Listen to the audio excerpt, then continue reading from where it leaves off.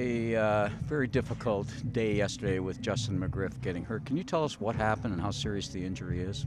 I don't know at this point. He's got an MRI this morning. We're all concerned it wasn't the same leg as last year. It was the opposite leg that looked like a little bit of a hyperextension. But I won't know until we get the results of the MRI. Just rough things just happened to that guy. I know. He was so upset. I went to see him afterwards. We're just all fingers crossed, hoping for the best. Tough day for a head coach. Anytime you have to tell a number of players that they aren't going to be with this team at least, and of course they worry about their careers. You cut 7. How difficult is that for a head coach? Well, most of us involved in coaching have played. In personnel, we all played, so we've all been cut, so we can relate to the feeling. It's hard, especially hard for guys on this first cut because they don't have a whole lot of time. They have one day in pads. They don't have a whole lot of time to really potentially show what they can do. So this one's the hardest one. And then, obviously at the end of camp, at least those guys feel like they, got the 2-3 weeks worth of looks. So difficult, but it is the way it is. And, hope those guys wish the best for all those guys.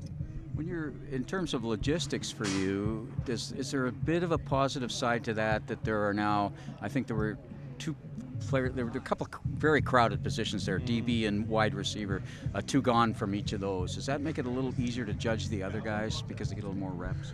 Well, yes and no. I mean, we're now light at receiver. We're only 2 deep at receiver, and so you start to worry a little bit about injuries and being able to practice, and so it's a little bit of a balance there. Yes, it does give more guys more reps, and they get to show a little bit more what they can do. But this early in camp, I still wish I had the numbers.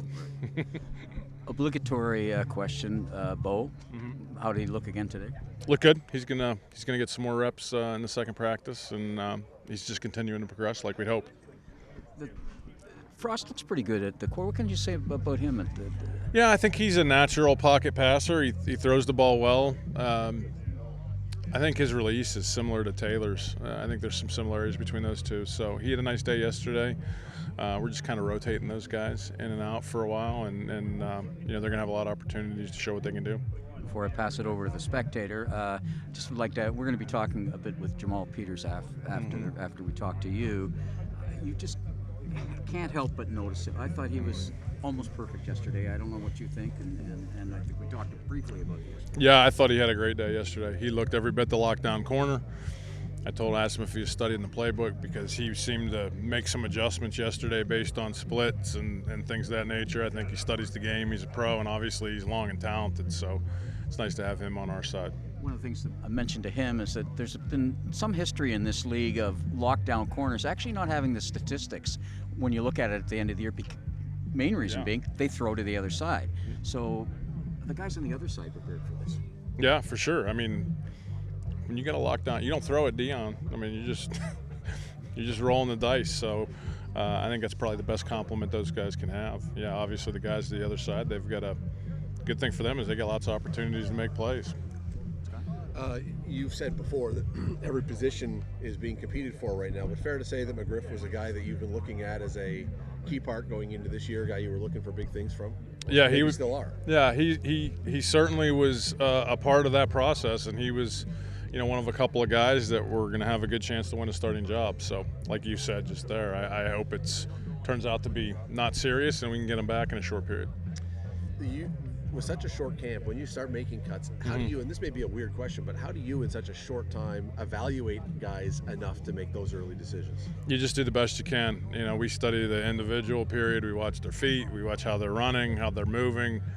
There's evaluations going on in the meeting rooms, how's their ability to pick up what we're doing schematically, and then you just do the best you can. When these kinds of cuts, you try to tell them, hey, listen, we're not always right, and don't take it to heart, and for your sake, hopefully we made a mistake and keep at it, and you can find another place to work. One more thing, your scoreboard has been meaningful all week. You had Relentless up earlier. Now you got the picture of Ange and Garney. Do you have anything to do with that today? I don't even know who does that. I think it's probably Drew, but I'm not positive who's doing that. All right, so when you see that, is that a message to your team? It's not from you clearly then, but is that a message to your team? I would say that's a subtle reminder of what we're here for, yes.